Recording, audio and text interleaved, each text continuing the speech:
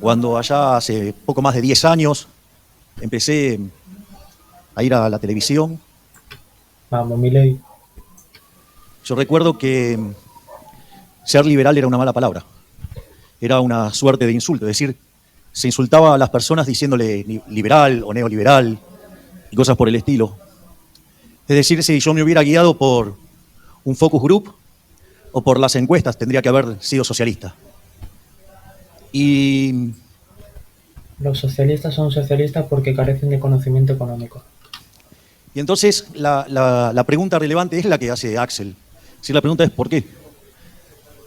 Y la realidad es que la respuesta está en un libro maravilloso de Israel Kirchner que se llama Capitalismo, Creatividad y Justicia Distributiva. Mañana cojo un libro que he oído muy buenas referencias, tanto escritas como eh, de manera oral. El libro de 1984. Se ve que es como que preveía lo que actualmente se está viviendo como pobreza y mala distribución, ya sea social, económica. Yo que sé, aquí en España, por ejemplo, el paro juvenil. O sea, todo lo que es como catastrófico, de cierta manera dicha, en diferentes sectores de lo que compone un país, por así decirlo, pues se van cumpliendo bastantes cosas. Y bueno, Milei en su momento, haciendo hincapié en lo que era un antes y un después, porque también leí una frase hace poco, hace una semana, de todo está ya más loco hasta que lo haces realidad y pasas a ser un genio, algo así. Pero básicamente es eso. O sea que ahora Milei, reconocido internacionalmente, entre las 100 personas más influyentes, no sé si internacionalmente o de Argentina, creo que internacionalmente. Y bueno, se está viendo que realmente sabe lo que hace, sobre todo en el ámbito económico y en diferentes sectores como seguridad y tal. Seguridad, defensa, pues tiene gente muy capacitada y se está viendo día a día el resurgimiento y la mejora en diferentes ámbitos o áreas, tanto económicas, la deflación en productos, la importación, el mercado abierto, aplicando más libertad en base a diferentes leyes, ya sea que no las deroguen o las apliquen a media estancia en el Congreso de los Diputados, ya que todavía de manera, o en el Poder Legislativo, tienen el poder o tienen el control los que han estado gobernando los 16 de los últimos 20 años. Pero bueno, a finales del año que viene hay elecciones en el Poder Legislativo y seguramente, si sigue así sobre todo, a este ritmo, va a ganar Milei con amplia diferencia. Y esto ahora puesto en mis palabras, uno no defiende al capitalismo de libre empresa por una cuestión utilitarista. La defiende porque es lo correcto. En ese sentido, lo que cuando uno hace el repaso cuantitativo es que aquellos países que son más libres son 8 veces más ricos que los reprimidos. Es más, 8 veces. el decil más bajo de la distribución está 11 veces mejor que su par en el país reprimido. Y es más, como la distribución del ingreso lleva el formato de una chi cuadrada, una log normal. Un consejo muy importante es que sea de quien sea que escuches información, por ejemplo, yo le tengo mucha confianza, por así decirlo, a Milei de lo que dice, porque estoy totalmente convencido de lo que dice, en cuanto a lo que dice que tiene conocimiento detrás, ¿sabes? O sea, no te va a soltar información que a lo mejor es para despistarte o meterte una ideología incorrecta o adoctrinarte de alguna forma, no. O sea, además la manera que tiene de hablar y siempre en cada entrevista deja autores, deja nombres de libros, referencia de todo tipo, y eso hace a la persona intentar o incentivar a investigar porque escuchas a una persona que te interesa porque por algo ves la entrevista de esa persona, y si está hablando de un tema, tú quieres saber un poquito ese tema para entenderlo y tener una conexión de alguna manera con el autor de las palabras, o sea, en este caso Milei. Cosa que incentiva a adquirir conocimiento extra que a lo mejor tú no tenías en cuenta, pero hablando de diferentes temas, sobre todo económicos, que es de lo que más sabe Milei, y liberalismo y demás, pues al final trata eso, de que sobre todo los jóvenes, que son los que más lo apoyan, pues vayan en esa dirección. a adquirir, a importar conocimiento y formar a base de su criterio, aplicar sentido común y formar una opinión con fundamentos lógicos y reales, que se adecúan a la realidad, sin inventos de ningún tipo. También conocido como distribución Pareto. El valor mediano está por debajo de la media. Eso significa que además, al estar el doble de bien que el ciudadano promedio, quiere decir que está mejor que el 90% de la población aproximadamente. Es más, en los países más libres hay 25 veces menos de pobres en el formato estándar, 50 veces menos en el formato extremo. Aquellos que viven en un sistema libre no solo tienen mayores libertades políticas, sino que además viven un 25% más. Básicamente todos los datos que escuchéis, como he dicho para concretar mi idea anterior, cualquier dato que escuchéis, antes de usarlo como defensa argumentativa en un debate o lo que sea, intercambio de opiniones, o al comentar cualquier tema de lo que sea, verificar ese dato, diferentes fuentes, y cuanto más confiable mejor. Seguimos. Entonces, la realidad es que esto en términos cuantitativos es abrumador. Y acá, digamos, Axel también ha sido una fuente de inspiración para encontrar Axel es una máquina, ¿eh? Es una máquina. la respuesta a esto. Hay un libro que yo cito recurrentemente de Axel, más que El economista callejero, y creo que me gustó un poquito ese, y más que La tiranía de la igualdad, que hay un libro brillante de Axel. Este año como objetivo, al menos un libro de Kaiser me habré leído. Uno seguro.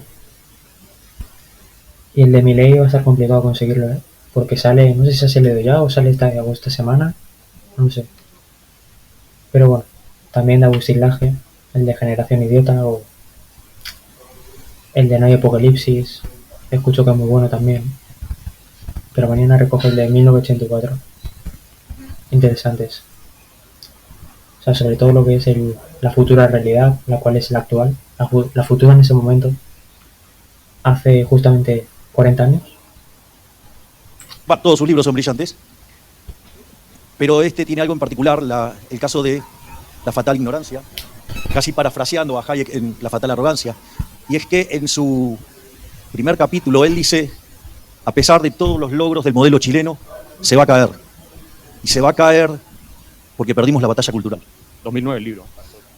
Entonces, Ya hace 15 años el libro. eso a mí me llamó a mirar el problema, la lógica del problema, y creo que quien tiene la respuesta mejor presentada al respecto es justamente Israel Kirchner en el libro que cité recién, porque lo que básicamente dicen los socialistas es que el sistema es injusto. Es decir, la lógica del posmarxismo frente a la tremenda derrota en lo económico se expande en otros aspectos y lleva esta lucha de clases a otros planos de la vida social. Y lo único que retiene en el plano de la economía es el tema de que el sistema capitalista es injusto, el sistema capitalista de libre empresa. Y en ese sentido, ellos, en Argentina es más complicado porque ni siquiera respetan los números, pero digamos, suponiendo que estamos discutiendo con un socialista que al menos pueda hacer un cero con un vaso. De hecho, sea de paso, hay un cabrón que me desafió, pero digo, me puedo ir a hacer una rinoscopía y me tendría que pagar 2 años de su sueldo, ¿no? Digo, por la acusación que me hizo, que es un delito. Ese cobarde, digamos, o sea, no importa. Ahora me acordé. Pero que sepa, digo, estoy acá, vení y me hago la rinoscopía delante tuyo, cobarde.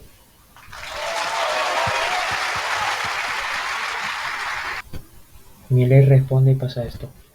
Y en ese sentido, lo que dicen es que el sistema le reconocen que es más productivo, pero que genera tanta desigualdad y que genera tanta injusticia que están dispuestos a ceder en términos de eficiencia con tal de bajar la desigualdad y la injusticia. Es decir, como que bueno, admiten que hay un trade-off entre desigualdad y lo que tiene que ver con la eficiencia, y que como es intolerable ese nivel de desigualdad, hay que ir por la idea de la justicia social. Digo, idea que destrozó un país del otro lado de la cordillera, o sea, de donde vengo yo. En ese sentido, justamente el punto que hace Israel Kirchner dice, a pesar de que el sistema sea más productivo, si es injusto no merece ser defendido. Y ahí lo que hace Israel Kirzner pivotea sobre dos ideas. Una es sobre el principio de apropiación de Locke y el otro tiene que ver con la idea de Hayek del mercado como un proceso de descubrimiento y que entonces no existe tal cosa como una torta dada y que se genere esa torta y que después venga alguien y la reparta de manera distinta. Es decir, un error que arrastramos desde la época de John Stuart Mill, que decía que la producción era independiente de la distribución, que vendría a ser algo tan ridículo como decir que un auto está implícito en la cantidad de acero, de cuero, de caucho, de vidrio. Sí, como que no puede existir una pelota de fútbol sin aire, ¿no? Básicamente. Digamos, no sé qué cosa más, de tener un auto, de aceite, nafta, no sé, y lo que fuera, y que está implícito ahí. No, no está Mi ley mecánico. No, no me la conté. implícito nada. Es decir, el mercado es un proceso de descubrimiento. Ustedes llevan un auto al mercado, el mercado no lo quiere y no vende ninguno, y a la postre terminan quebrando, si vuelven a fallar.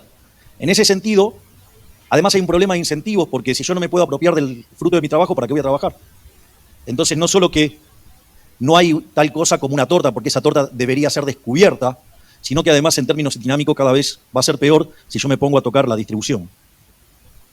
Y en esa discusión y en esa dinámica es que antes de meterme en política andaba dando vueltas por el mundo explicando además que el capitalismo no solo era más productivo, Mi ley es mundial, no hay más.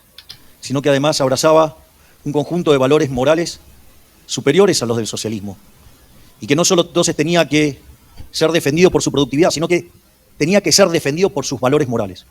Y que los socialistas habían ganado la batalla, no porque fueran mejores, sino porque nosotros no nos presentamos a dar esa batalla. Es decir, la caída del muro hizo tan evidente la superioridad cuantitativa que a nadie se le ocurrió cuestionar el sistema. Y mientras que ellos se agruparon en el Foro de San Pablo, se plantearon como objetivo la Unión Soviética Latinoamericana, y vaya que fueron exitosos, ¿eh? Digo, en Argentina, 4 periodos kirchneristas, ¿no? Uno de Néstor Kirchner, 2 de Cristina Fernández, ahora Alberto Fernández. Tremenda corrupción, durante más de una década y media. Digo, acá han tenido, digo, a Lagos, a Bachelet. Bueno, ahora tienen a este... Ni siquiera mencionó a Boric todavía, ¿eh? Es que lo estoy... Sí, dijo 2 o 3 presidentes y todavía no dijo el actual. Y en Uruguay tuvieron a Tabaré Vázquez, a Pepe Mujica. En Paraguay tuvieron a Lugo, en Bolivia a Evo Morales. En Venezuela a Chávez y a Maduro. A Noriega. Uf, Venezuela, qué ruina. En Nicaragua, en Brasil a Lula, a Dilma Rousseff, en Perú a Castillo. Uy, Lula. Estando con conciertos con una estrella mundial, la cual es Madonna, mientras cientos de personas, bueno, ahora unas 100 o hace unos días, 2 días o así eran 82, 84 muertos y un montón de desaparecidos, y aparte de cantidad altísima de gente, de desplazados, miles, y a altura del agua, a la altura, o sea, al nivel del techo de un coche, o sea, lluvias torrenciales históricas en Brasil. Y por otro lado, con dinero financiado, dando conciertos. Madre mía. ¿Yo qué hubiera hecho? En vez de criticar y no dar una solución como suelen hacer otros. No sé, por ejemplo, alguien que solamente opina sobre una cosa pero no dice nada productivo. Da su opinión y ya está. Pero a ver, ¿qué haría yo con el dinero que fue destinado a ese concierto? Para que venga Madonna. Vale, sí que no habrán pagado de entrada los espectadores, pero al final, si sale el Estado, sale de los impuestos, que al final es de la gente, que debería ir destinado para mejores cosas, ¿no? Para mejorar la calidad de vida, los trayectos o la calidad de los trayectos de diferentes sitios, por ejemplo, de casa al trabajo. Pero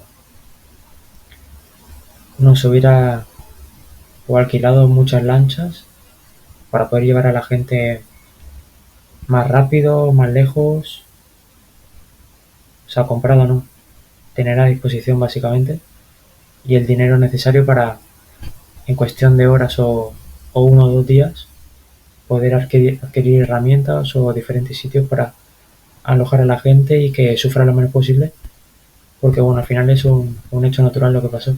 Pero bueno, seguimos.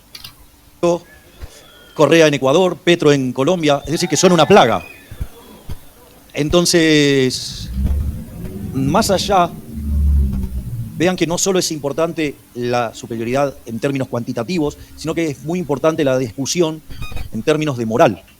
Y mostrar que es un sistema injusto el sistema socialista y que el único sistema justo es el capitalismo de libre empresa.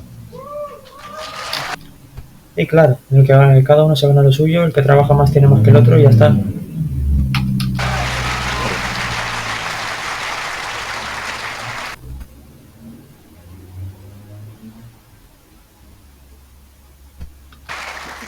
Y es por eso que, bueno, la política me encontró defendiendo los valores morales subyacentes del capitalismo de libre empresa y la mano invisible me trajo hasta acá.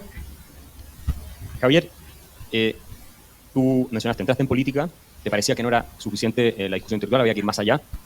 Y has citado varias veces a Chile como ejemplo de algunas políticas públicas que a ti te gustaría implementar, en tema de obra pública, por ejemplo. A mí me gustaría, si acá, que estamos en la capital, nos podrías comentar tu visión de nuestro país y cómo te ha motivado a ti o te ha inspirado a ti algunas cosas que hicieron acá ya hace décadas. ¿Cómo nos ves, digamos, antes de entrar más al tema argentino propiamente?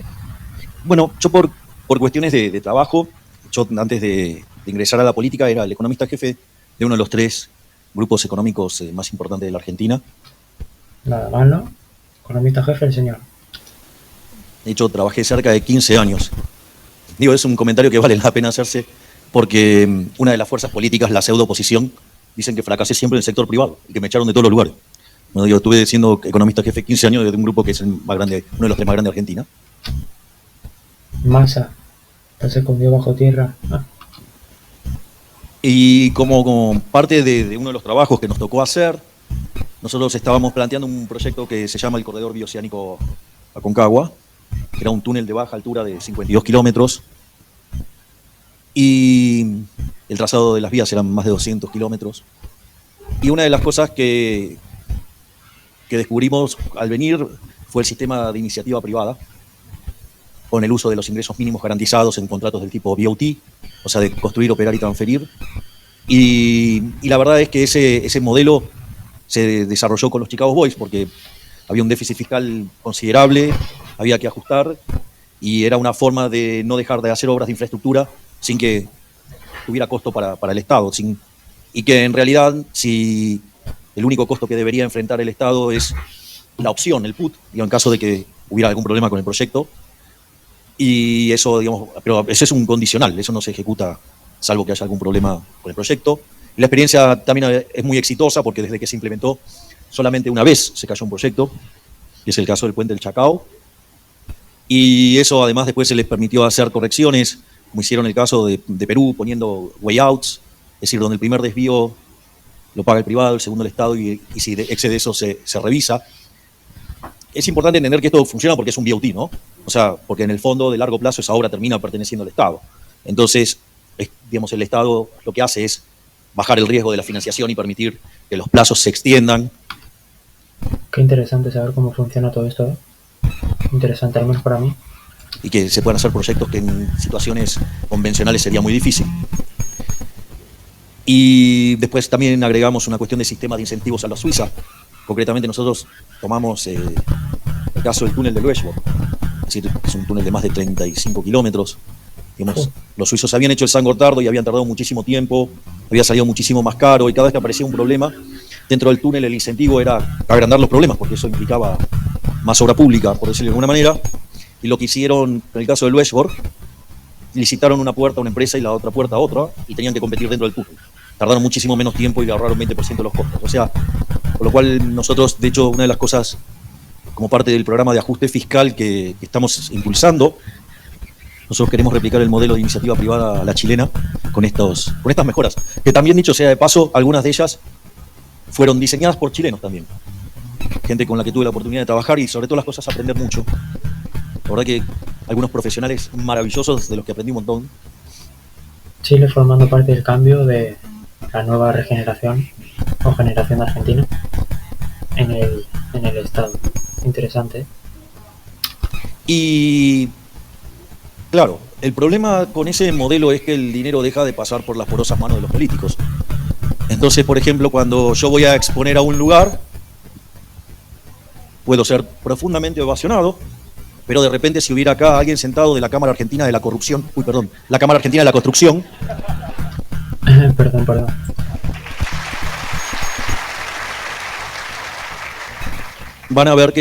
van a decir que por poco soy Drácula. Es decir, imagínense que además yo brego por un periodismo libre, y una forma de que el periodismo sea libre es que compita.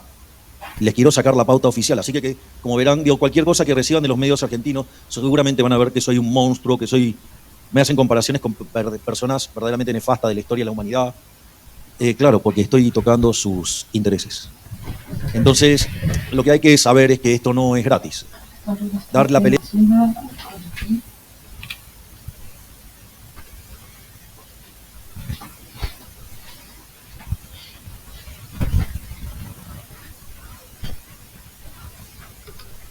Entonces, lo que hay que saber es que esto no es gratis. Dar la pelea por las ideas de la libertad, si no tienen la convicción, no la hagan. Y mucho menos se les ocurra meterse en política. Porque si no lo van a hacer con convicción, mejor no lo hagan. Porque como decía nuestro Señor Jesucristo, decía, a los tibios los vomitaré de mi boca. Así es que, si ustedes quieren hacer esto, lo tienen que hacer, pero lo tienen que hacer con convicción. Y es más, si quieren un modelo de lo que es tener convicción y tener agallas, coraje. Digo, pueden mirar la historia del primer gran libertador, que fue Moshe, digamos, que le liberó al pueblo hebreo de la mano de los egipcios. Pero les voy a contar algo. Digo, cuando ustedes leen la Torá, Moshe, después de salir del monte Sinaí, haber visto al Creador, y va y se encuentra con su hermano Aarón, habla con los sabios religiosos, le dice, bueno, qué bueno, vamos a ver a Ramsés. Y cuando se paró frente a Ramsés, con su hermano Aarón, le dijo que bueno, que liberara al pueblo hebreo. ¿Saben lo que pasa? En ese momento se quedaron Moisés y Aarón solos. Con lo cual lo que digo es, ojo, que no es para cualquiera. Es decir, tienen que tener la convicción y la voluntad de llevarlo a cabo, y saber que luego de esto, digamos, en el corto plazo pueden encontrarse con situaciones incómodas, mismo lo saben. Y no solo eso, ya de camino a la tierra prometida había gente que quería volver a Egipto. ¿Por qué? Porque el pescado era gratis. Y ahí hay una frase maravillosa de Milton Friedman, que en paz descanse, y que está... Siempre citando autores, ¿eh?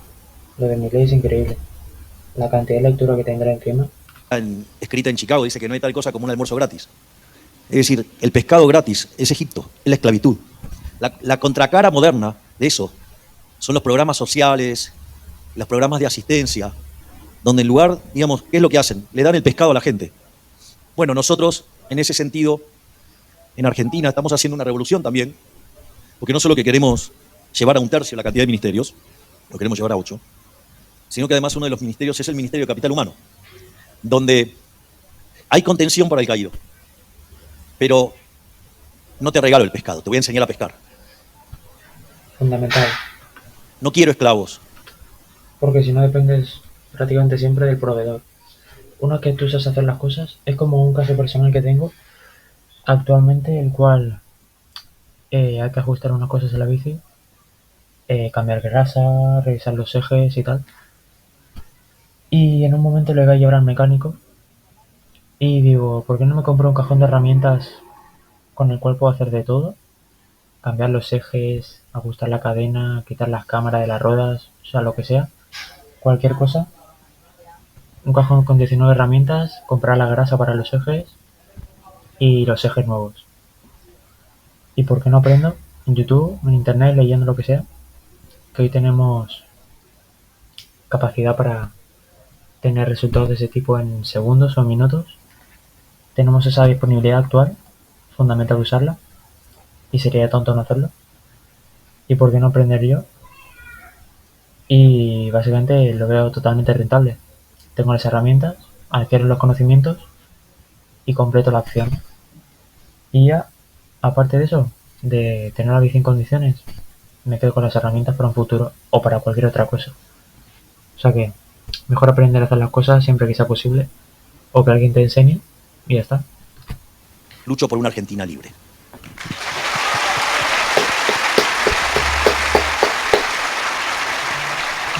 No merece ni seguridad ni libertad.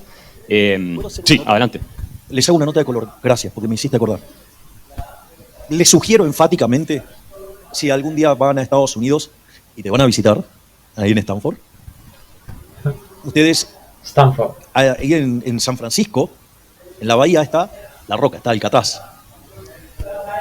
Y ustedes pueden hacer un paseo por Alcatraz. Y hay una parte que cuando está casi terminando el paseo, ustedes van y está donde está la cancha de básquet y para hacer deportes y demás. Y una de las cosas... En Estados Unidos, a saber cuántas canchas de básquet hay. La verdad, la cultura del baloncesto ya así de buenas son. Cosas que decía y que dice el tour cuando ustedes están en ese momento. Dice, mire, acá, digamos, la verdad es que tenían comida, podían estudiar, tenían esto. O sea, las comodidades que tenían eran, respecto a otros, eran... O sea, tenían un montón de cosas. Pero ese era el lugar más triste de la cárcel. Justo donde era la parte de recreación, era el lugar más triste de la cárcel. ¿Por qué? Porque daba a la bahía de San Francisco. Y veían cómo crecía la ciudad, cómo progresaba la ciudad. Y ellos estaban encerrados, estaban privados de la libertad. Es decir, la vida sin libertad no es nada. Gente, no le faltaba nada, en cambio. Entonces, y eso te refleja ese espíritu esclavo. Y yo quiero preguntarte, tú estás corriendo para ser presidente de Argentina en este momento y hacer una transformación profunda. La está rompiendo. La está rompiendo la presidencia. Una revolución en el sentido de los padres fundadores de Estados Unidos, no el de la Revolución Francesa, por supuesto. Aunque hay un tema de casta que habría que empezar a también trabajar, y tú lo has hecho. ¿Cómo ves tú aspectada la carrera? Falta muy poco, estamos en la recta final. ¿Cómo dirías que va tu campaña acá en Chile? Muchas veces no se sigue tan de cerca, pero se sigue la política argentina. Cuéntanos un poco en qué va eso. Bueno, hoy nosotros estamos en una situación en condiciones de entrar a la segunda vuelta. Y la realidad es que si entramos en la segunda vuelta, yo soy el próximo presidente argentino. ¿Y lo cumplió?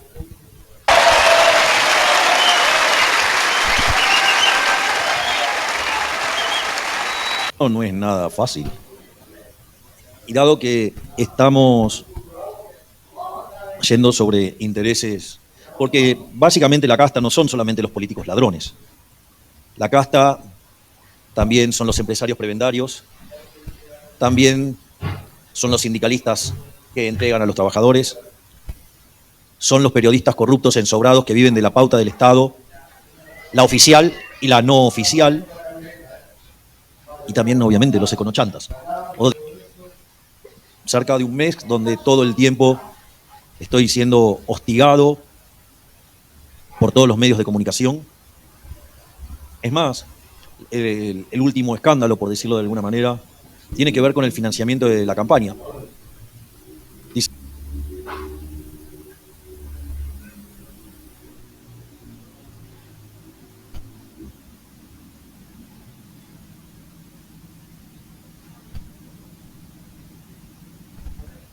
Dicen que nosotros cobramos para dar candidaturas, lo cual es absolutamente falso.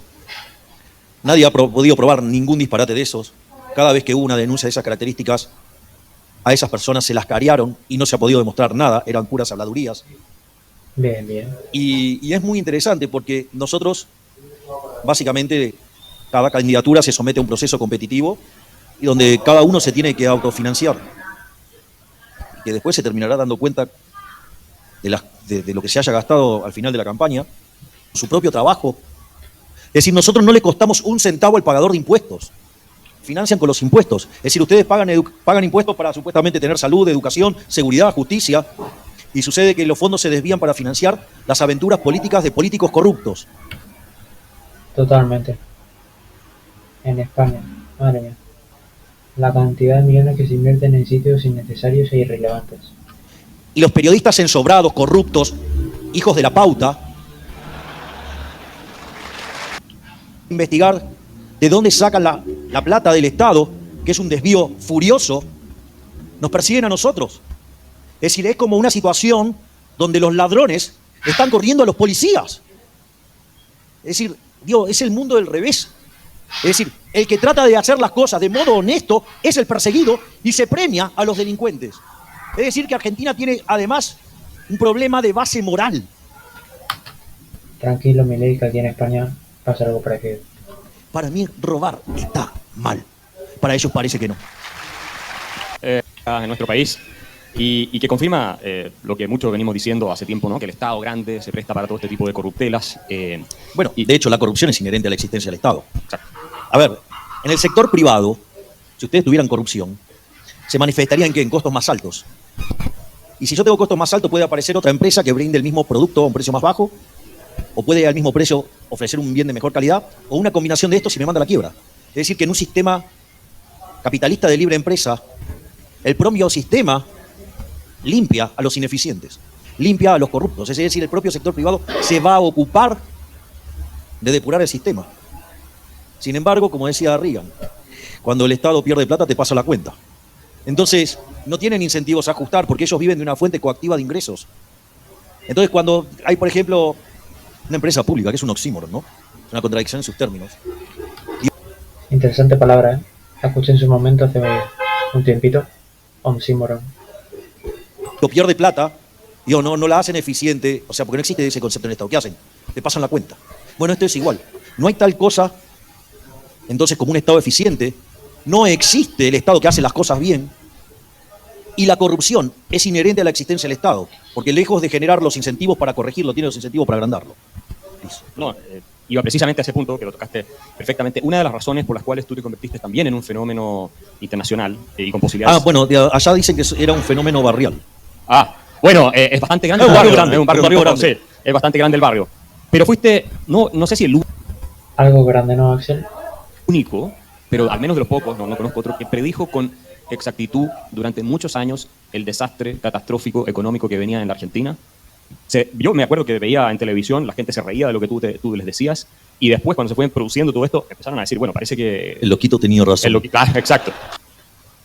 El loco de la motosierra está haciendo cosas impresionantes en Argentina, atrayendo a inversores, a multimillonarios a invertir y querer interesarse para invertir en el área del litio en Argentina. A Elon Musk, a un inversor el cual da que en algo, o sea, no sé si es de Alemania, Dinamarca, a lo mejor me sale por aquí. El vídeo de Juan Ramón Rayo hablando sobre ellos, que lo subió hace menos de un día. No me sale. Pero bueno. Generando deflación en productos, abriendo el mercado, abierto a las importaciones, quitando leyes que restringían derechos tanto aplicados a la sociedad como al mercado. Básicamente, capitalismo, reducir la intervención del Estado o el intervencionismo del Estado estatal. Seguimos. Exacto. Cuando seas presidente, no si gana, cuando seas presidente. Estamos hablando a partir del 10 de diciembre. A partir del 10 de diciembre.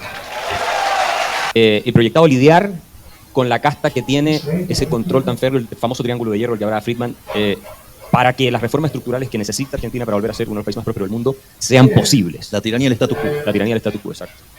Ahí nosotros, básicamente, lo primero que hay que entender es que nosotros estamos pensando en un programa que podría demandar entre 40, 50 años.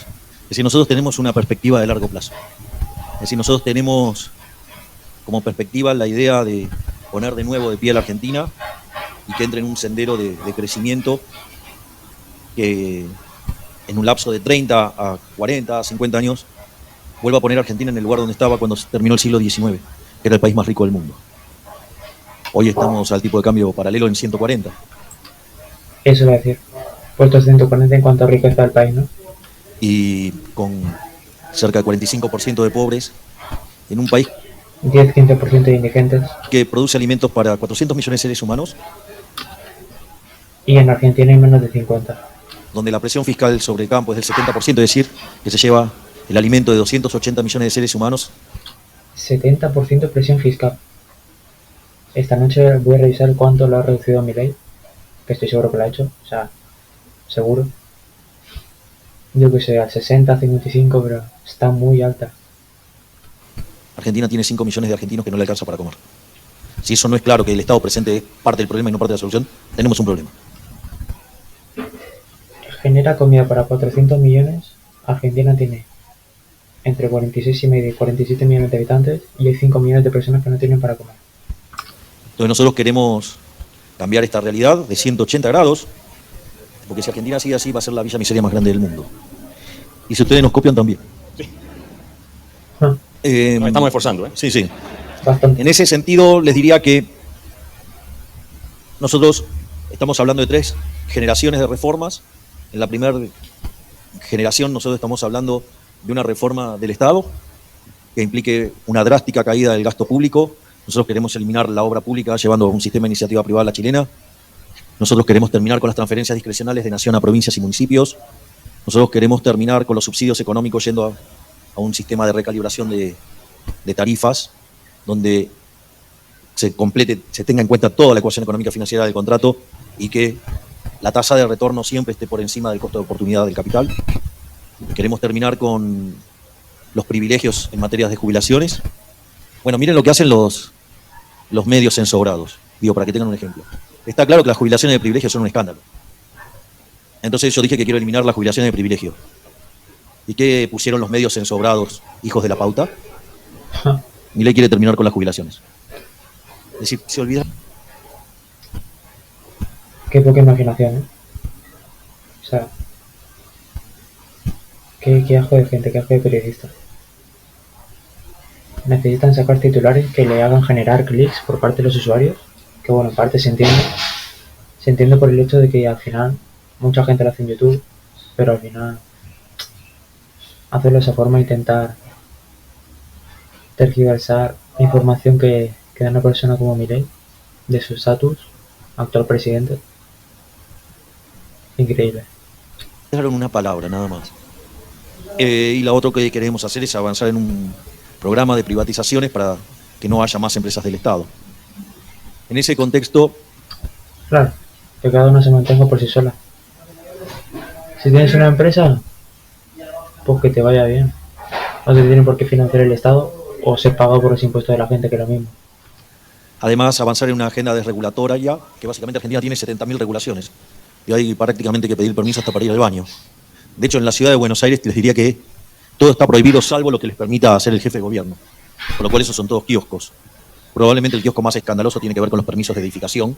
Hay un código urbano de cuánto pueden medir los... Y entonces hay que después votar y analizar y considerar, digamos, las exenciones Administrar, gestionar. a ese código. Bueno, ahí los periodistas no se ponen a investigar nada. Y sería bueno que lo hicieran, pero parece que ahí no... O una empresa de acarreo le cobraban un fee de 50.000 pesos por mes. O sea, con lo cual levantaban un auto y ya pagaban el fee. Cosa rara. Pero bueno, parece que a los periodistas les importa mirar, digamos, cómo nosotros nos autofinanciamos la campaña, pero esos negocios parece que no los ven. O querer hacer 3 veces la misma avenida, o estar, digamos, rompiendo baldosas para hacerla de vuelta, o estar destruyendo toda la ciudad. Pero eso no lo ven. O sea, digo, y es evidente a los ojos, ¿eh? Lo otro que nosotros también planeamos en las reformas de primera generación es obviamente una simplificación del sistema impositivo. Argentina tiene 170 impuestos. Y la presión fiscal para que esté en blanco hace que Argentina 70 impuestos. Wow. sea inviable. Además, queremos pasar a un sistema de modernización del mercado laboral, una suerte de seguro de desempleo, y una vez que hacemos esas reformas que hagan que el país sea competitivo en el plano fiscal, que sea competitivo en el plano laboral, nuestra intención es abrir unilateralmente el país al comercio internacional. Y en paralelo nosotros estamos planteando una reforma monetaria y financiera que a la postre termine eliminando una de las grandes estafas de la humanidad, que es el Banco Central. Digamos, fíjense, esto es muy interesante porque cuando uno le pregunta a una persona, bueno, ¿el dólar te parece una buena moneda? Digo, esta pregunta en Argentina, en otros países no se lo cuestionan tanto, pero dicen, sí, claro.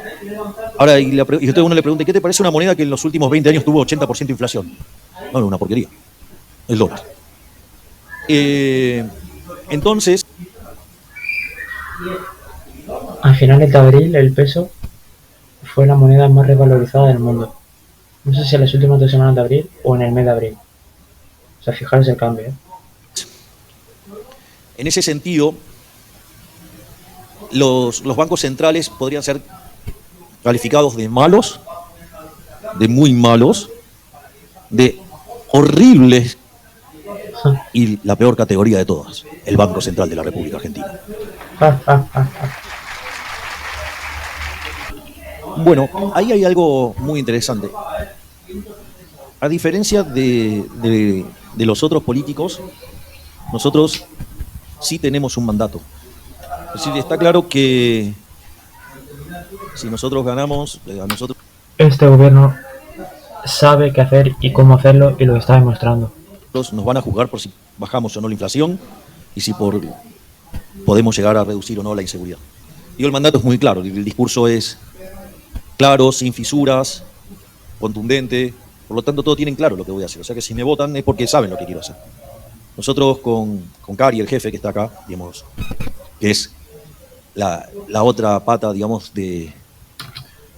Lo que me da risa de los zurdos es que a las 2 semanas o al mes de estar gobernando Milei, que por ejemplo en diciembre, cuando no había gobernado ni un mes entero porque empezó el 10, estuvo 20 días en enero y ya, ¿cuándo baja la inflación? ¿O cuánto va a estar para el mes que viene? ¿Cuánto va a haber de deflación o de números negativos en cuanto a reducción del porcentaje mensual de inflación del mes anterior?